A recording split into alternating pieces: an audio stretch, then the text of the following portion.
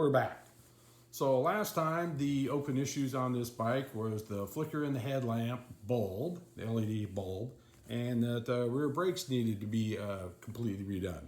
So I took care of the headlight flicker with a set of brushes for the alternator generator and cleaning up the slip rings so I get some good contacts for some good lighting.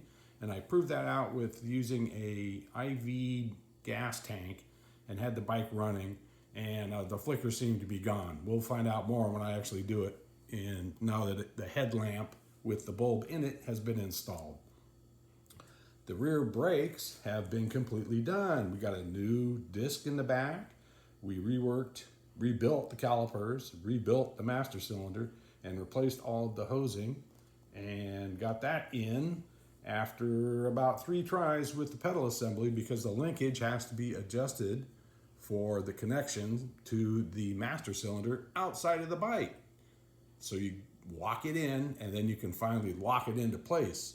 That was a lot of fun. And the stoplights were adjusted, and so that's working along really well. So since those are resolved, we'll move on to new stuff. The boots between the fairing and the fork tubes have been glued into place, and they work just fine. The tank needed to be painted on the underside due to a little bit of rust. So that got cleaned up down the metal, and there's been 3 coats of paint applied, 2 primer, 1 finish, and with 72-hour wait times between the coats, so that dragged things out. The windscreen showed up, and that's been installed, which means I wrapped up the fairing assembly from the all except for the front engine cover install.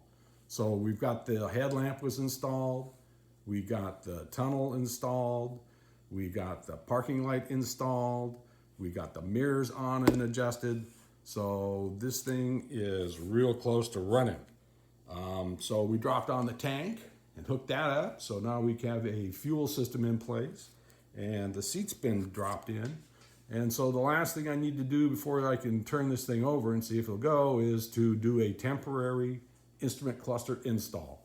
The current version, the mounting is all cracked and broken, and it just vibrates excessively once installed on the bike. So I've got a set of bracing plates to hopefully hold things securely while I wait for the resource that will address the speedometer and the odometer and the trip meter, and he will get that all fixed for me in a refurbished housing that I already own. So we're going to go ahead and get that done as soon as he's available. Meantime, I think I'm going real close to adding a little bit of gas and seeing if this thing will run on the center stand. And if that works, we're going to take it out on the road and put around a little bit. I'll let you know how that turns out. Thanks a lot. Talk to you soon.